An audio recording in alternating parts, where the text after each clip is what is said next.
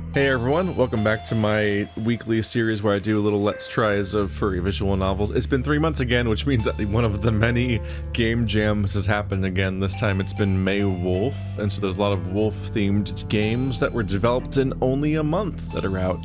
I figure I'd take a look at some of them again, like I've been doing lately. This time we're looking at The Wolf in the Wardrobe. Aha! It's made in Godot instead of Ren'Py, so my controller doesn't seem to work. Keyboard and mouse it is.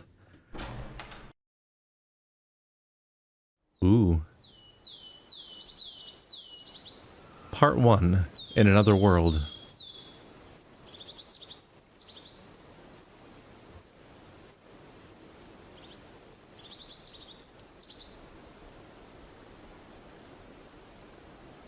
When the spirit is strong, just a bit of work suffices for a world to take shape.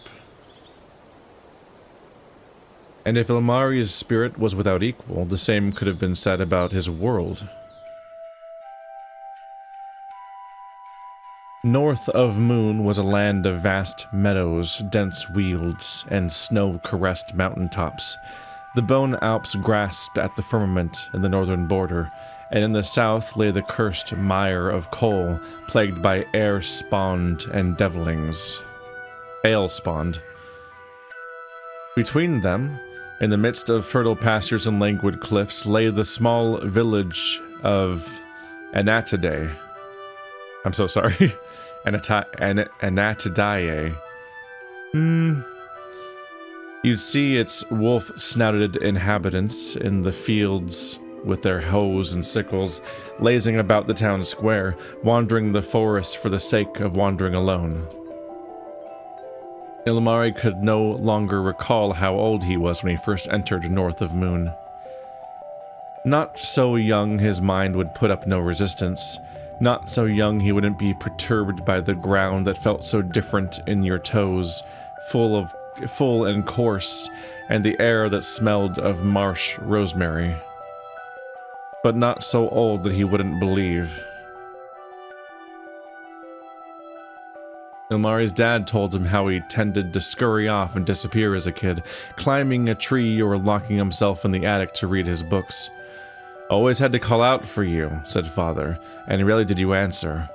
Enjoyed being all alone, I suppose." That was, in all likelihood, also why he had crawled into his wardrobe and pulled the door shut, such that there was no light at all. There was something alluring in that, something calming. It was another world, even before North of Moon. Unable to see what was in front of his face, Ilmari could imagine anything. Being anyone. Traveling anywhere. But the darkness happened to conceal something far more potent within itself. Ilmari must have been horrified.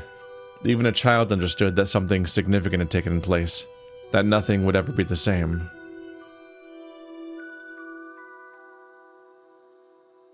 And how they had startled him. The wolves traipsing on 2 feet, with fangs like daggers and eyes like lamps. Even Sampo, his best friend Sampo, even the sight of him must have made Ilmari scream. But it did not take long. Having barely turned 5, Ilmari was still susceptible and ready to accept all sorts of things, like the fact that his wardrobe functioned as a portal to another reality, where he went on many an adventure with a wolf boy of the same age. He reached for truths. It was a struggle to even put into words, with no effort at all. Children are, in a way, naturally curious and attentive. It's the Lion, the Witch, and the Wardrobe, but it's just the wolf, and the other wolf in the wardrobe. Ilmari noticed that time seemed to not pass at the same rate in North of Moon. Though a visit beyond the wardrobe stretched to hours, even days, the hand of a clock at home remained still. It really is the Lion, the Witch, and the Wardrobe. Starting junior high, Ilmari estimated how much time he had spent in his world on a whim, and came to observe he matured at a pace of his peers, despite months and years in North of Moon. It made him, maybe for the time, consider that he had actually what he had actually gotten himself into. And once you got to it, the lay of the land revealed itself piece by piece and drop by drop. The weather was always swell in North of Moon, unless you hoped otherwise. The strike of a branch left no mark on your knee, barely even stung, and Sampo's wooden training sword could not paint a bruise on your cheek. Even the residents of Anatidae,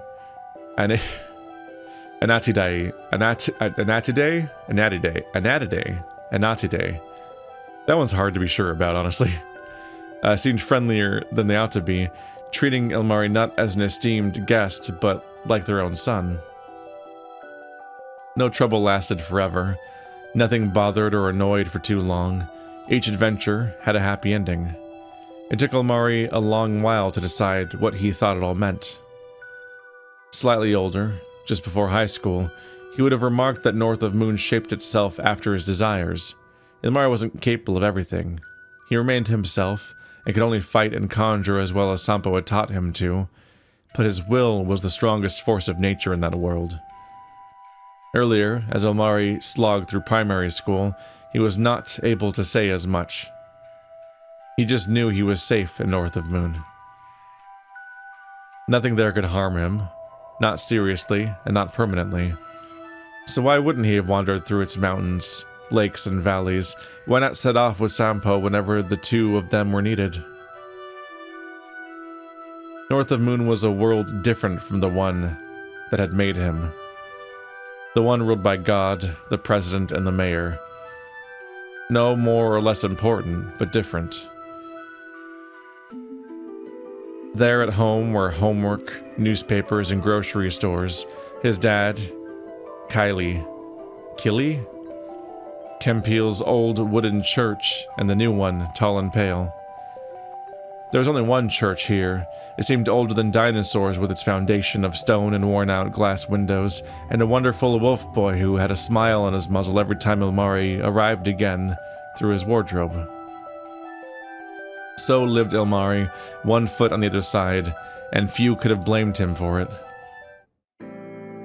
No, that sounds great, especially if it's like a time-dilating, or even just like shortcut to immortality of sorts. You just get to live for years and years in a separate world. Well, it'd be very disorienting to return to your current one and maintain anything resembling a schedule. Can you cheat and do your homework and other stuff in this other reality and then still have a whole day ahead of you in the other world? A small bag of popcorn was €1. A big one was 2. Third graders were collecting money for their field trip. It felt weird to be at school this late. Music had stopped for a moment, and an eerie atmosphere had engulfed the gymnasium, lit by red and orange disco lights alone. Many of Ilmari's friends hadn't been allowed to come.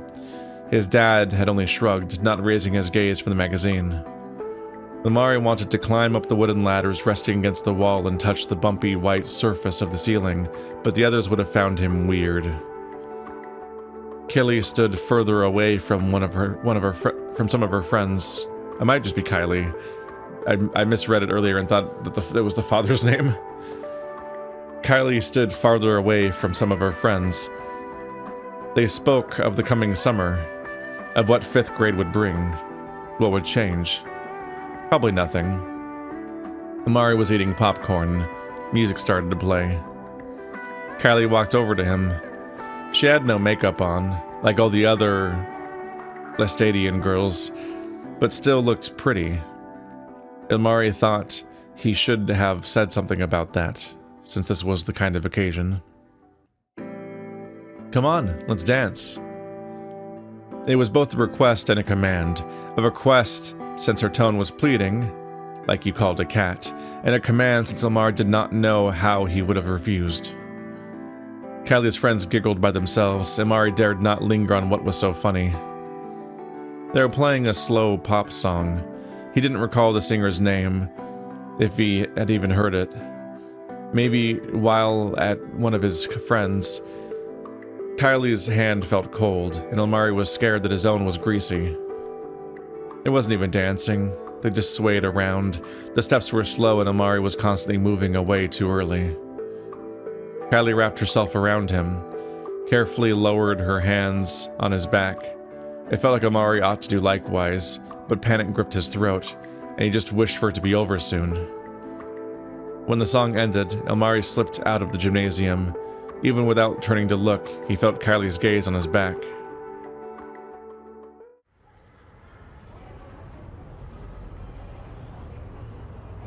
Did you hear? They stood outside the school.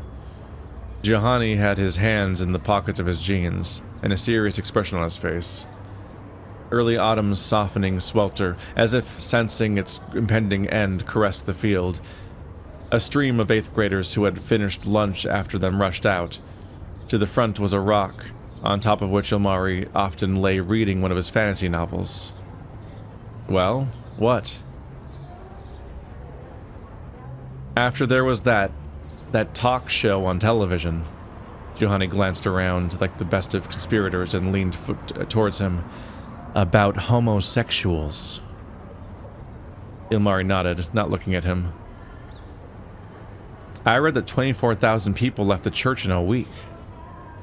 Ilmari raised his brows. What? That can't be. Check it yourself if you don't believe.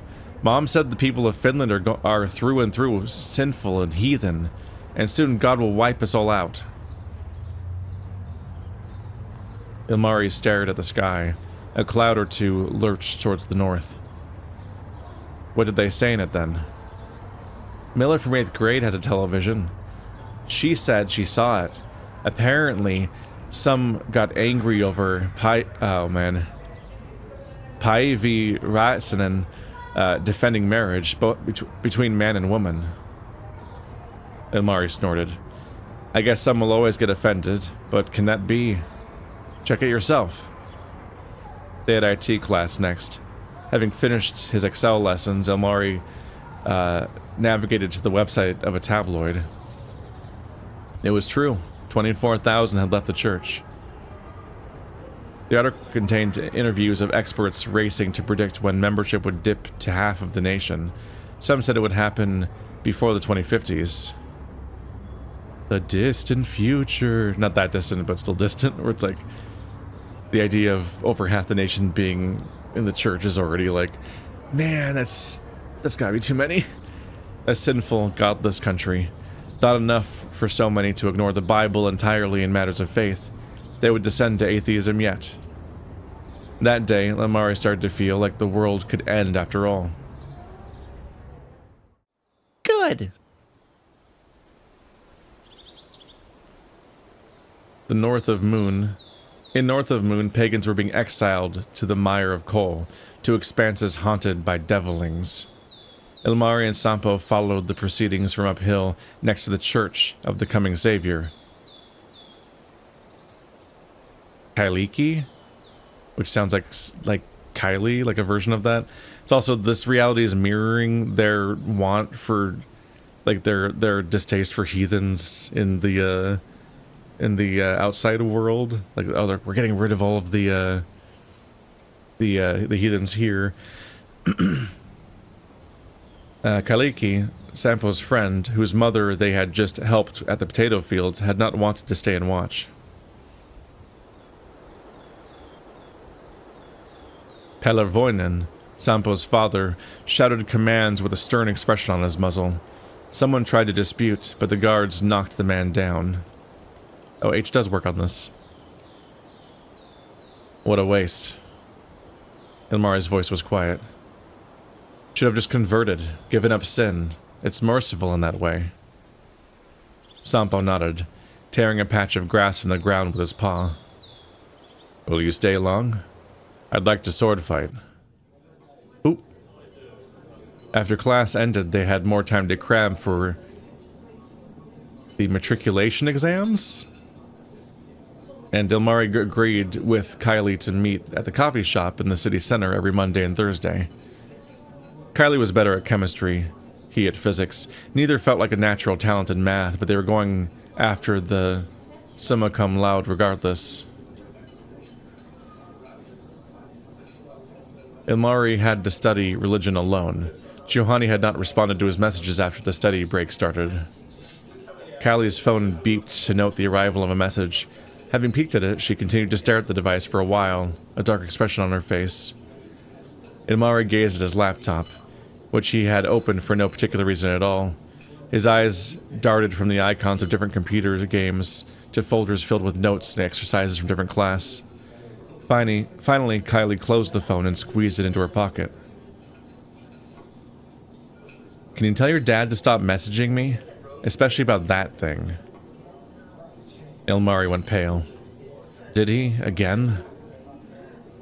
It's obvious that I cannot explain to him clearly enough. I will, Ilmari hurried to say. I promise. This time for real? I will. If it helps at all, Kylie said, tell him I got over my crush ages ago and would at the moment be content with working over these darn integrals. I'm sorry. It's fine. Just tell him for real. Kylie sighed, shoved her hair out of the way, and placed her finger on the book of the table. What did you get for that? I'm not sure if mine's correct. I was wondering, because we had the dance when they were younger. She's over her crush, and Ilmari ran away. And I'm like, I don't think Ilmari's so comfortable with women, actually. Which, I mean, probably probably means we're dealing with some levels of a internal conflict here between their perspective on religion and the way that they themselves are probably the type of person that they're supposed to be against. It's rather pointed going back and forth between the heathens and the homosexuals and everything. The whole extended family had been invited to his 18th birthday party, many of whom, at least so Ilmari thought, had never seen before. He didn't ask if this was supposed to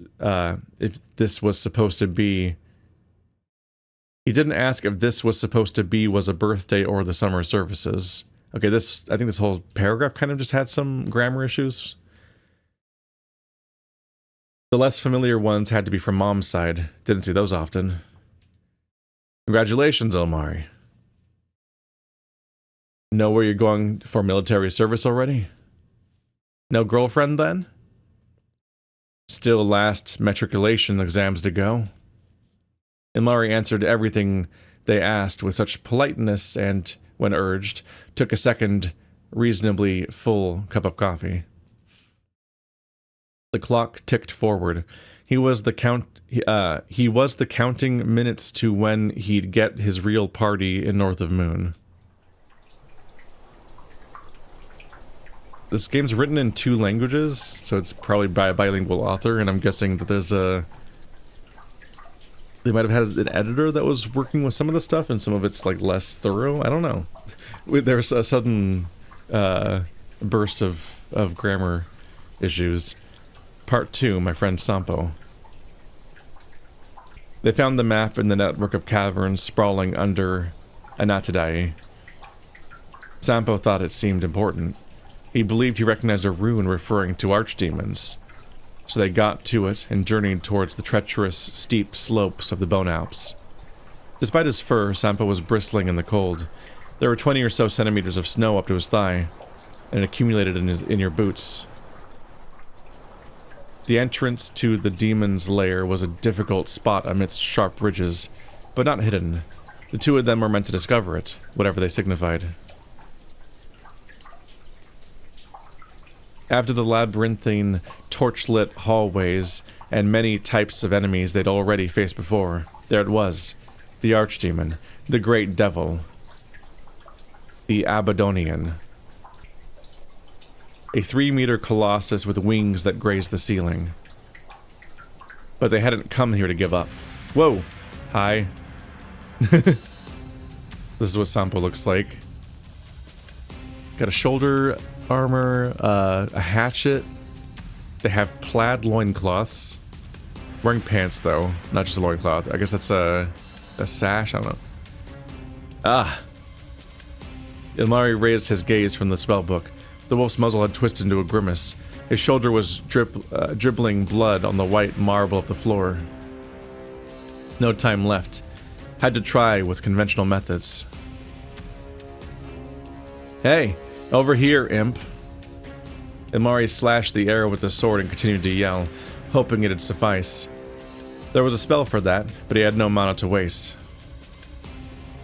Sampo fell to the ground, holding his shoulder. The demon turned towards Ilmari. He rushed forward, slicing the beast's hand as it reached at him. A crimson finger ending in a tattered claw flew across the air. The demon roared more in anger than in pain. Its muscular stomach was dotted with cuts oozing black, viscous blood. Couldn't be more vigor left in it. Ilmari rolled to the side of the great devil as the great devil charged at him. It opened its maw wide open and breathed a white hot cloud of fire. Sword up, protect your eyes. Ilmari did not mind it huffing whatever it pleased. He had cast fire immunity immediately. They were no amateurs at this. Seconds passed. Any time now. The demon swung its claws towards him. Ilmari parried the sword, steel clanged. He tried not to think of Sampo lying on the ground. Then he felt it, at last. A white, glimmering burst of holy energy erupted from Ilmari's fingertips. He feared the demon was agile enough to dodge. No mana left for another one, but Sampo had worn it out enough. Its speed was down 2 or 3 levels. The holy force struck the beast's chest and tore it apart. That in particular, 2 or 3 levels of like, a lot of this is speaking in like RPG terms, like how much mana you have and enemies you faced before, but like, this is ambiguous enough that it could be still just fantasy stuff, but a little too granular. But now you're saying speed's down 2 or 3 levels. I'm like, okay, this sounds like it's actually using video game logic and in the universe. Coal black strands floated in the air in the aftermath of a blast that shook the chamber. Ilmari sighed in relief, holding his legs. Sampo. He hurried to the other side of the room. The wolf stumbled on his knees. You were supposed to do that a minute ago. And you were supposed to hold it as I recharged my mana, or came up with something else. Sampo touched his shoulder and yelped in pain. Did you have to lose so much in that trap? Ilmari got down on his knees next to the wolf. It looked serious. The cuts were deep. Blood stained the brown fur. Did it get you bad? Only with its claws, if that's what you're asking. I was able to pry its mace away right in the beginning. Don't think there was anything in the claws. Ilmari grabbed the wolf's arm. Pale bone peeked out of the furrows in the flesh. Something that strong could have hurt a lot worse. He grimaced. All right, stay still. Had to disinfect, just to be sure. The air smelled stale, and not all diseases were of preternatural origin, even north of Moon. Ilmari murmured the spell by himself. Magic did not spring from words, but they helped, especially if your heart was pounding, and pounding after a battle. The wolf grunted and pressed his muzzle on Ilmari's shoulder. Try not to move, you know that. A light blue, glowing wave surged across the wounds like floodwater in a canyon. Sampo gripped Ilmari's back with his paw. Though he could not sense heat, though neither the cold of midwinter nor the scorching blaze of a campfire bothered Ilmari here, the wolf's touch still felt warm in a way. The spell did its job, and Sampo sighed in a low voice. The dawning of a tear had formed in the corner of the wolf's eye. Still need to patch you up. Mind borrowing some mana? Sampo snorted. Ilmari felt the power surging within himself. Flesh grew to replace what had been torn away, then skin stretched on top, and finally, fur rose like grass in the spring. Ilmari held Sampo with both of his hands. The wolf whined gently, shaking in his grasp.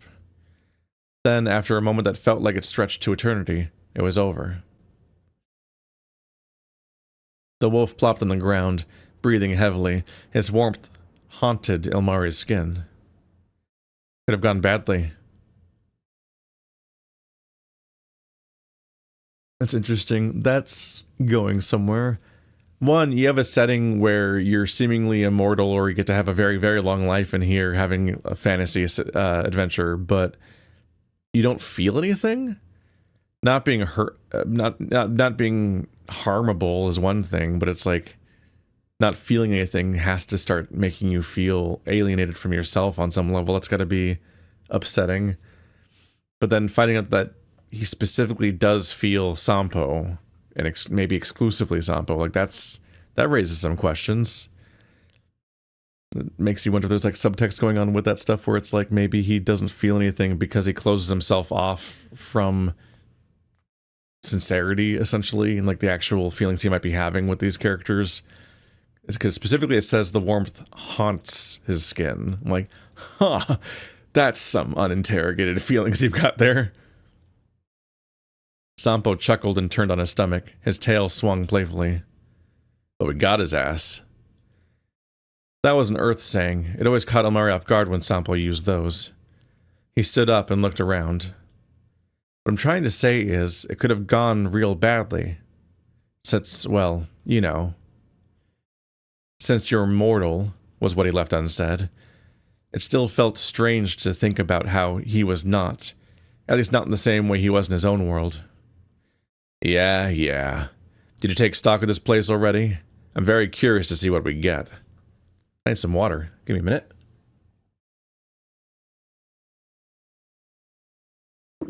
Whew. Voice is going after recording other stuff. The demon might have been of a higher level than anything we've come across before. There have to be clues about the mire of coal here. Or even my mother. Ilmari rubbed his forehead. He did not enjoy how difficult this conversation always was. If he persisted, Sampo struck back by noting that they had to do this together, and it was true indeed. He wouldn't have gotten anywhere without the wolf's extensive lore on North of Moon and its secrets. But what could he say to that? Some doors over there, let's see. Sampo stumbled up. Ilmari was wary in case something had gotten to the wolf from the demon after all, but he seemed to be doing fine, striding merrily through the chamber. In the first chest, they discovered a magic sword. Can you scan this? I'm still low on mana. Sampo swung his paw, not saying a word. The weapon bathed in yellow light. +5. Not so good. Okay, yeah, definitely video game terms then. And there seems to be a fire elemental in it. Again. Oh, like the one we found last week. Yeah, I still have it. This, on the other paw, is not worth the effort of carrying it back home. Let's leave it. Could sell it. I feel bad for bringing Vipunin garbage that nobody but us even needs. Well, he pays for it. Sampo went quiet for a while and then closed the chest. Dust rose in the air, making both them cough.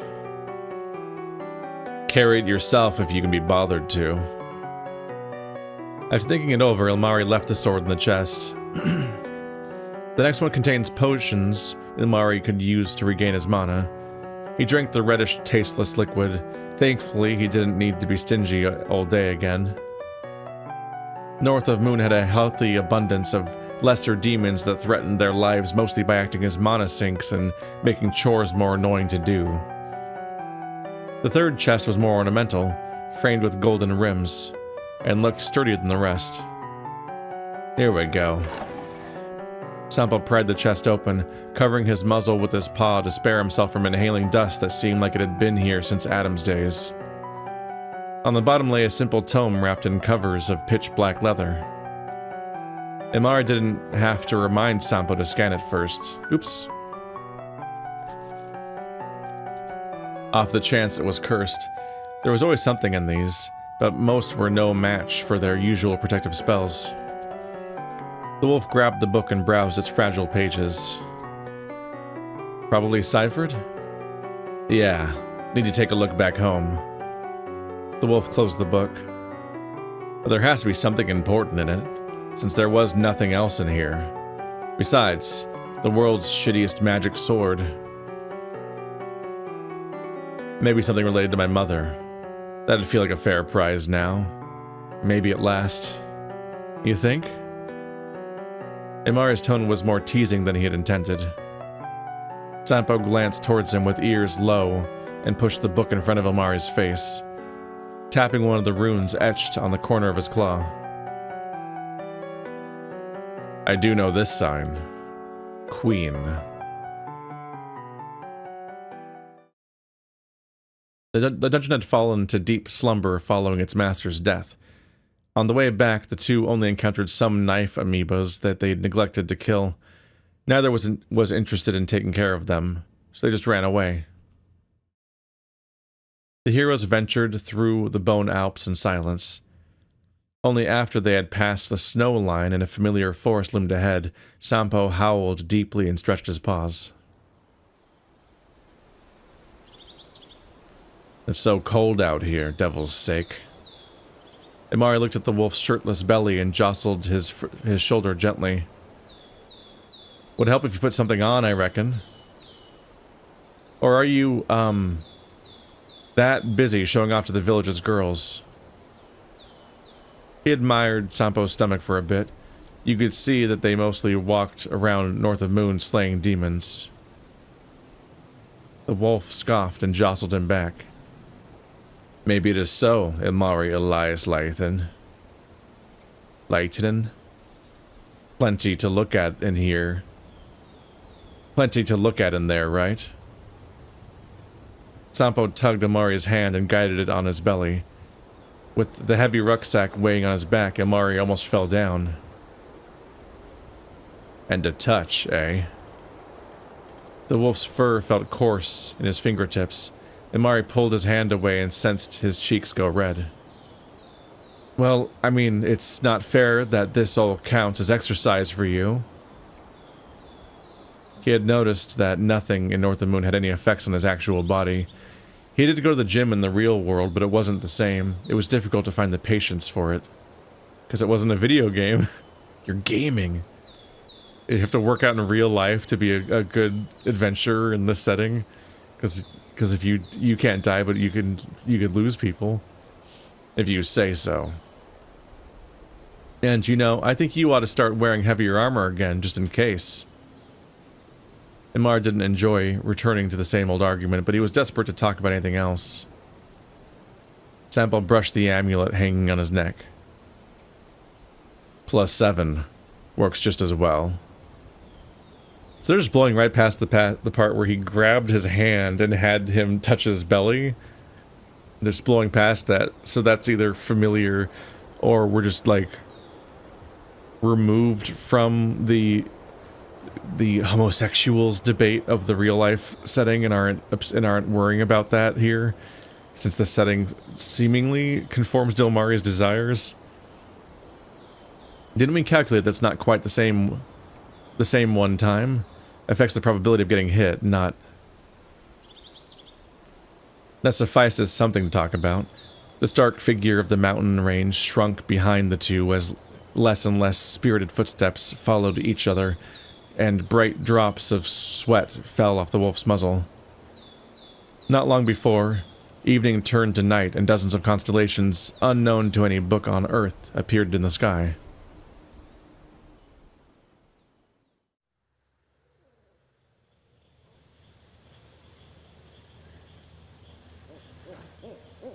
And Anatadai remained far away, but they had to set up camp and go on in the morning.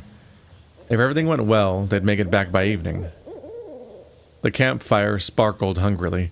Sampo was making pancakes. They'd forgotten the jam, and Ilmari offered to go look for some berries. The forest was falling asleep. Only the occasional hooting of an owl or a rabbit scuttering across about in the bushes threatened its peace. The two were far enough from the mountains that demonic blights were of no concern either. Ilmari returned towards the campfire, glowing in the distance, holding a cup of wild strawberries. he saw a fat, brilliant fly agark on the ground. He recalled his dad cautioning him about them in the older world, claiming that even a single bite would kill immediately. It wasn't true, of course. They weren't so poisonous. Only a child too young to question anything his father babbled about would believe that. But it occurred to Ilmari that he had heard similar warnings in North of Moon, and he wondered if it was so here. Ilmari came back to the camp and sat down on a log next to Sampo. Their tents lay farther ahead in the cover of trees. The wolf got up to flip the pancake. It smelled good, though he didn't need food for sustenance. Ilmari would have been glad to take a bite as long as there was enough for the chef himself. Got some strawberries? Nice, thanks. The wolf sat down on the log again. I wonder if they're like wild strawberries, like, as in like not agricultural strawberries from the human world and much less developed by comparison, because like we did crazy things to fruit on this planet. Farmers breeding crops have led to crops having insane fruit yields, and they don't normally look anything like that.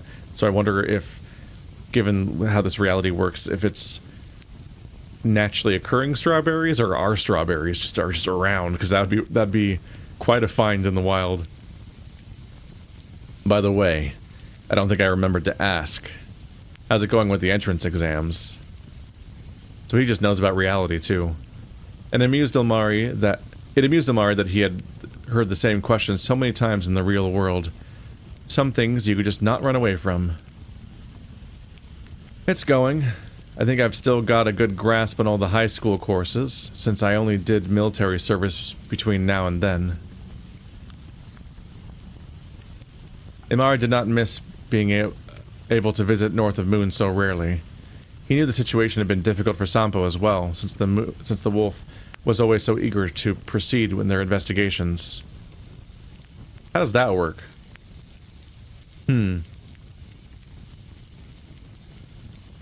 So it sounds like we were kept away from this world for a while because we had to do military service, but if time doesn't pass when we're in here, then does time pass when we're not in here? I wonder.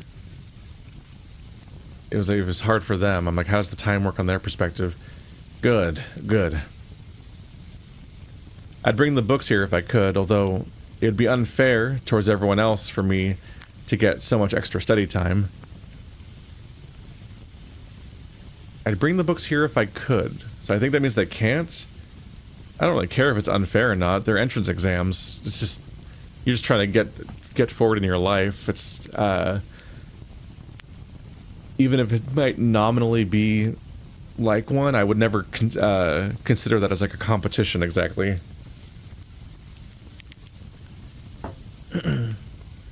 I would be worried. I would be worried about like systemic unfairness in the system, but I would not care about the idea of me doing a good job being unfair. I'll forgive that sin for you if you ever figure out a way. It has to be possible. Sampo scraped the pancake off the pan and placed it on the plate. Oh, and I have thought about something. When all of this is over, when we have found my mother and cleansed the mire of coal of demonic influence, we could try it the other way around. Send something of this world there. Maybe I could visit you for a change. There was still batter left in the bowl, but the wolf did not pour more on the pan. Ilmari stared at the stars above. I don't know. I mean, it might not be a good idea to fool around with the wardrobe, as we don't really know how it actually works and all. Sampo was quiet for a moment, then rose to fry another pancake. I'd like to go there. You told me so much about that realm. I'd just like to see it. Your house, your room, the city.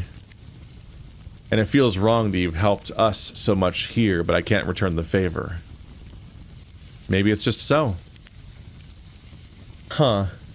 There's so many concerns to be had there, like how people would react to a wolf man walking around, obviously, But also, if this is, like, someone's fantasy dream, could they go the other way? It seems like that might be very disastrous. They might be incapable of leaving because they can't be real in the same way. But also, I'd be a little worried that they might, like, I don't know, disintegrate trying to cross the threshold or something. The wolf shrugged, not looking at him. Ilmari wondered how he would have explained all the other reasons it was a bad idea. That Sampo would not receive as warm a welcome on Earth as Ilmari had gotten here. Though there were people online who would have been very glad to meet him. Uh-huh. But do you think we're close? We have to be. Do you remember the kinds of adventures we went on? The kinds of adventures we went on as cubs? Ilmari nodded, gathering ingredients for a cake around the village, looking for Sampo's neighbor's lost cat in the Bone Alps. Years later, it all felt so childish. Back then, we didn't know anything. It was just play. This is about something else. I mean, you saw how powerful that demon was, right? I doubt even the village guard could do anything against it. This is real now. And dangerous. It's interesting that they think that them having more real of adventures would in any way mean that they're closer to solving the mystery. It's a very video gamey logic of like, we're getting a higher level, that means we're getting later in the story, right? As opposed to like, in any kind of real life or even narrative context, just putting yourself in more danger is not inherently you getting closer to solving any specific mystery. The image of Sampo on the chamber floor, the pool of blood next to him, entered Ilmari's mind. The wolf waved his paw in disdain. Then let it be. This is about something bigger and more important than us. Anatadae has not been the same since my mother disappeared. Everyone knows that. This land needs its queen, as heaven needs God. Yes. Sampo slid the final pancake on the plate. There's something inherently dissonant about shirtless furry wolf with furry art style in general, talking about heaven and God. It's like, huh. Got a little bit of that with TJ in Echo, but it's like there's such a slight Venn diagram. Like there's so little crossover. It's always like, huh, what's happening here? It's a little wild. Sampo slid the final pancake on the plate. But I still don't like how dangerous all this is for you. Sampo sat down and lowered his palm on Ilmari's knee. And I do appreciate that, Ilmari, but this is something we have to do. The wolf flashed a determined smile Ilmari knew well. I promised myself. Ilmari thought of what would happen if Sampo got really hurt. If things had gone down differently with the demon. If he were to carry a crippled or mentally unwell wolf back to the village. He'd have to do whatever he could to help. Anything. To Ilmari, time spent in north of Moon was free. He could aid Sampo's father whenever needed. He could dress and feed the wolf, amuse him by recounting the adventures they had shared, guard his sleep under the moonless sky.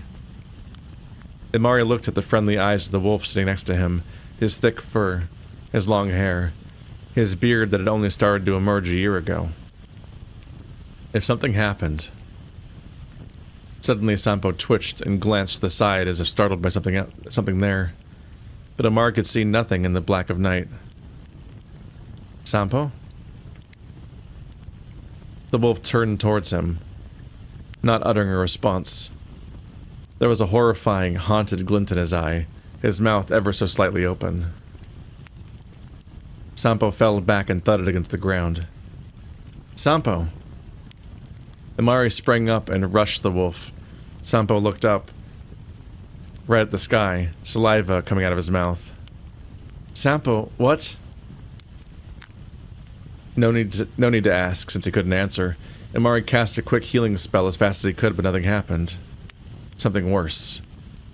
A wet cough erupted from the wolf's muzzle, and his paws started to shake uncontrollably. Ilmari pushed Sampo to his side. The wolf's gaze was hollow, a singular tear falling from the corner of his eye. Don't panic. They prepared for something just like this. as they set off to kill a demon known to be the mightiest of the mightiest. He hadn't trained healing spells for nothing. Ilmari grabbed Sampo's paw. The touch was cold, so cold. Had to focus. There was a spell that would reveal what was wrong. Blue light flowed over Sampo as a wave. The wolf was twitching in his arms. The saliva dripping from his mouth gained a shade of red. There was still time. He'd manage. The spell was able to tell there was something that didn't belong there in Sampo's lower stomach. Something small, something deep in there. Ilmari's eyes could not see anything amiss. This has something to do with the demon? No time to linger on that. Ilmari ran to fetch a knife from Sampo's bag, trying his best to ignore the sickly wolf's grunts. The wolf's sickly grunts. As he returned, Sampo had closed his teary eyes. His tongue was out, desperately licking the blood-stained corners of his mouth. Had to do it now. Are you about to cut it out? Oh. Ilmari pushed the wolf on his back and slit the spot the spell had indicated open with a knife. Sampo howled and swatted his paw in Ilmari's direction. Don't! I'm just trying to help. Whimpering, the wolf covered his muzzle with his paws. The wound was bleeding profusely. Ilmari couldn't see anything. This is going to hurt. Sorry. Ilmari cut again. Cut deeper. Sampo was convulsing on the ground. Ilmari lowered his hand on the wolf's chest and felt his heart pounding. Hope remained. He couldn't fail. The wound was deep, but flesh and blood were all he could see. Ilmari's hand was shaking as he grasped the knife firmly and struck it down. Sampo's cry made a bird take wing somewhere in the forest. The wolf yelped and yelped, squeezed Ilmari's hand tightly, and beat his leg against the ground. Ilmari felt around with the knife, pushing tissue out of the way. Blood stained his forearm. It had to be here. Finally, the blade clanged against something metallic. Sampo tried to turn away. Ilmari pressed the wolf firmly against the ground with his other arm. I need to get it out. Sorry. Ilmari felt his voice crack, starting to feel dizzy. He bit his teeth and clung on to consciousness, forcing shaky breaths in and out. Sampo pushed his paw in his mouth and bit, sobbing quietly. He could glimpse it, a rusty, filthy shard of something sharp. Ilmari cut flesh out of the way to see better. Stay still, please. The object was only a couple of centimeters wide.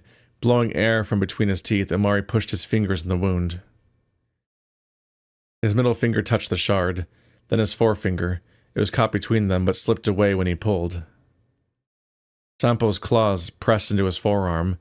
His paw was shaking wildly. He had to try again. Now it came off. Sampo grunted as the sharp surface cut his innards. Finally, Ilmari got a good grip and pulled the shard out of the wolf.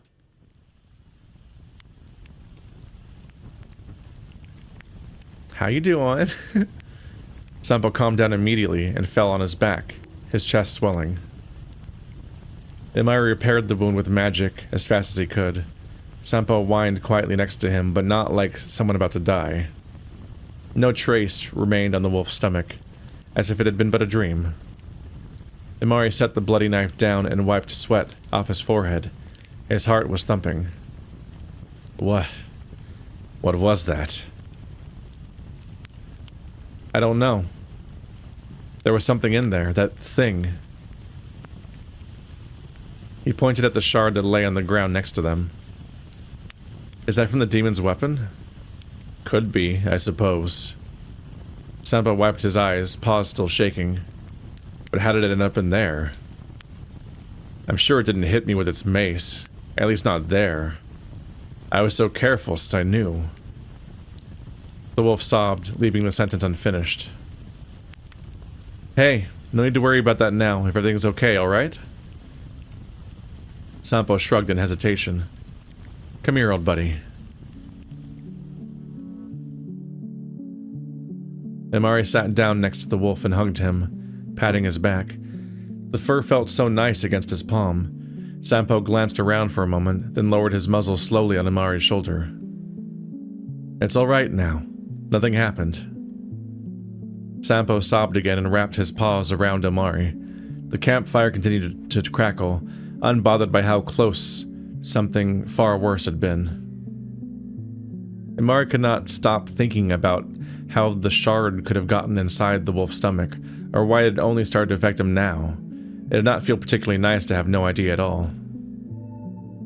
At least the spell had found no other cause for concern, and Sampo seemed to be free of whatever had attacked him.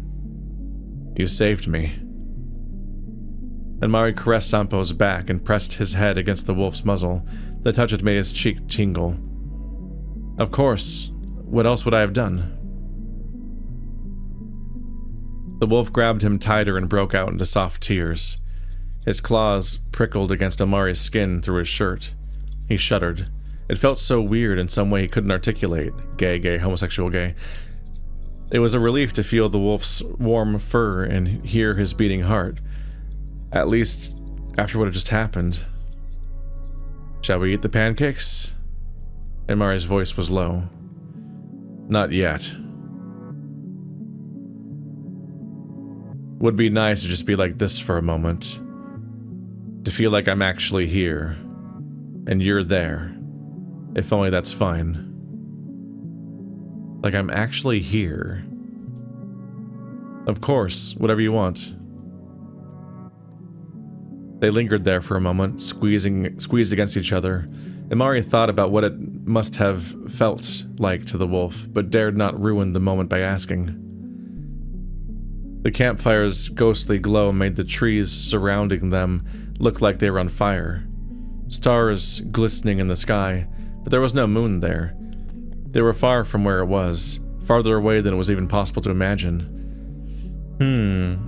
So we're suggesting that it feels different from the wolf, too. Like, our body doesn't... Body? Something's up with his side of things, too. Though a village full of wolves lay a day's walk away, Ilmari realized how alone they actually were. If anything happened, it was no use waiting for help. But he also understood how much he trusted Sampo when it had never bothered him before. That nothing could hurt Ilmari in North of Moon. He could not say if he would have done this with anyone else. The shock melted away gradually, and Ilmari was just enjoying the wolf boy's presence, how the tight grip of his paws felt like. And so was Sampo, presumably. The wolf had always been interested in the human that had appeared in North of Moon, fascinated by his furless skin and eager to hug and touch. Ilmari had not dared as much, since there was no way to tell what everyone in the village would think. But out here it was just the two of them. Hey.